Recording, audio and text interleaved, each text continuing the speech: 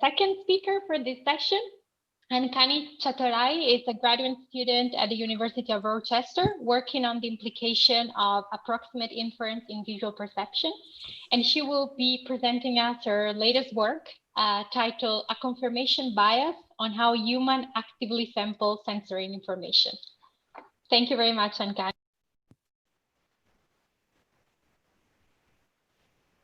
Okay, so I will start. Okay. Hello, everyone. A huge thanks to all the people organizing and part of this wonderful conference, and thank you for letting me present this work. So today I'll talk about confirmation bias in how humans actively sample sensory information. This is joint work with Sabyasachi Shivkumar, Ra Yong Soo, Catherine Moon, and Ralph Hefner. Okay. So first, let me briefly introduce the question we are addressing here. Over the years, several studies investigating temporal integration of evidence have shown that human subjects often are biased to weigh early evidence more into their decision. Now, we explained this in a recent work via approximate inference in a hierarchical model, and the approximate nature of inference in our model initiates a feedback loop between the decision area and the sensory representations, making us see what we expect to see. So now we try to extend this and understand if humans also actively seek information confirming their beliefs. Our project builds on recent work by Yang et al., where the authors have already shown that subjects do indeed make eye movements in a goal-driven manner in discrimination tasks. And we extend this and design a paradigm where subjects incorporate information from the periphery to determine their saccade targets. Okay? So let me now elaborate the two tasks that we examined here. The first is a gaze contingent task. In this task, the subject first fixates on a band-passed Gabor stimulus, either oriented plus 45 degrees or minus 45 degrees, shown with a blue cross. While subjects fixate, two more stimuli appear in the periphery. Now, after 250 milliseconds, the subject is allowed to saccade to one of the peripheral targets. After the saccade lands in one of the chosen peripheral stimulus, the non-saccaded stimulus and the already fixated stimulus disappear, and two new peripheral stimuli appear.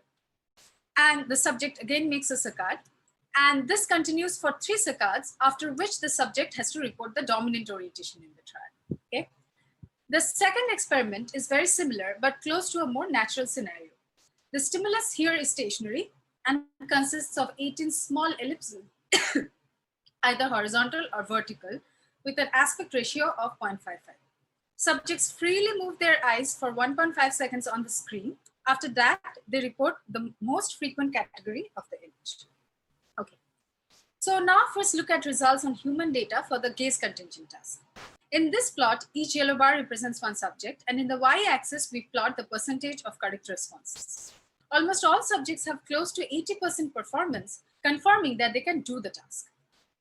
In further analysis, for each trial, on any ith saccade, we compute the evidence accumulated by the subject from the saccades already made. This gives us an estimate of the subject's current belief about the correct category of that trial. Now we then check if the next I plus 1th saccade was made to a peripheral stimulus that had evidence confirming the subject's current belief about the correct category of the trial. So we call this the confirmation bias in evidence selection. This then allows us to compute the probability with which each subject saccades to peripheral evidence in favor of accumulated evidence so far. That probability is now what I'm showing you on the y-axis of the plot on the right-hand side. And each yellow bar is again one subject. And we find that almost all bars have a mean above 0.5. And this suggests that for human subjects, the integrated information from already fixated stimuli drives eye movements towards confirmatory evidence in the periphery.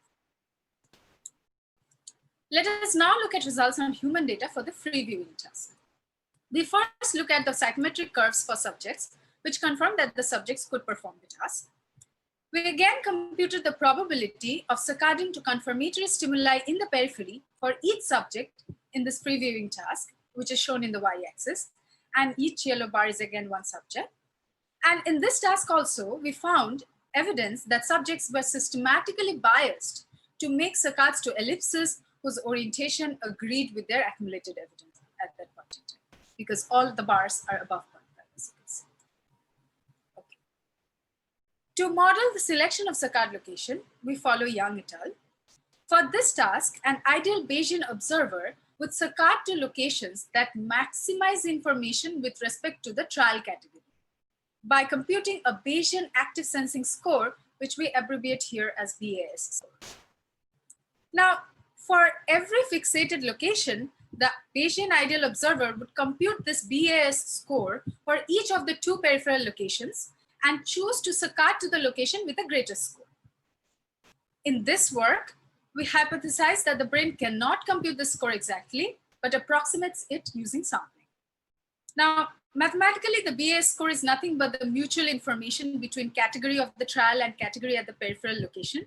And it can be broken down into these 2 components. And we use sampling to approximate each of the 2 components. Okay? Now, the degree of sampling-based approximation of each of these 2 components will determine the type and amount of bias in saccade selection. Since component 1 is the total entropy, we hypothesize that this local information computation is presumably carried out in lower cortical areas such as B1, which has been previously modeled as a high throughput buffer with fine representation of local features. So this would then be analogous to drawing more samples in our approximation of component 1. However, component 2 is the noise entropy, which involves inferring the category of the trial and hence requires more global information. So we assume that this computation is done in higher cortical areas of the brain where the representation is coarser. This would then be analogous to drawing fewer samples in approximation of component 2. Okay, with these assumptions, here we show some model simulation results. We generate subjects with different degrees of approximation of component 2, from blue to red to green. The approximation of component 2 becomes stronger. For these model-generated subjects, we again compute the probability of making biased saccades to peripheral stimuli in favor of accumulated evidence, shown in the y-axis. And we find that the bias was strongest in observer B, shown in green, who used least number of samples to approximate component 2, whereas the bias was least or almost absent in an ideal observer I, who uses the most samples to approximate component 2 in this case. When comparing to human data, we see that the approximate inference model shows biases that qualitatively match the empirical findings from human subjects. To conclude, we investigate whether eye movements are biased when sampling new information in visual perceptual decision making. We test this in 2 tasks, a gaze contingent task and a free viewing task. And in both experiments, we do find some evidence that integrated information from already fixated locations drive eye movements towards confirmatory stimulus. And finally, the pattern of subject responses can be explained by an approximate inference model of information maximization. Thank you for your time and attention. Thank you very much. Thank you very much, Ankani. Very clear, even for me that I'm not an expert in the field. Thank you very much. I was struck by the variability that you still see across participants. Yes. So I wonder whether you can elaborate on that, whether you are planning on getting more subjects. Yes. So this is very preliminary work. We haven't gotten a chance to get more subjects yet. And the second thing is, as I described, our model shows that the degree of approximation of component 2 drives the degree of the bias. So, we haven't done model fitting yet on the human data. I just said it qualitatively. We want to first finish collecting all the data and probably then get the data to humans. And yes, so we expect that, that will show up as the number of samples being used to approximate component 2 in each of these subjects. So if someone is more ideal and uses more samples, we'll probably see that they are not that biased, whereas others would. Do you have any neuropsychological measure that you're planning on collecting on the participants and try to correlate with how much they rely on? We are this is a purely psychophysical experiment and study that we had in mind. But yes, I mean, we haven't thought about it yet, but definitely our previous work on perceptual confirmation bias, we have a follow-up project on monkeys, where we try to cool areas to see if we stop feedback, what happens. So yeah, once we probably get done with the psychophysical part of the study, we might try to do something with human fMRI, but I'm not sure. Yeah, we haven't thought about it yet. Right. No, it just makes sense because as you put forward, there's an hypothesis on which brain area might be driving which. Yes. So it would be extremely interesting to yes, follow up with that. I'm checking the Q&A. Sorry, I don't want to get distracted and monopolize. And also the other speakers, or if anyone wants to jump on screen, I believe we have a couple of minutes if anyone wants to. Otherwise, I'm going to keep with my very naive questions.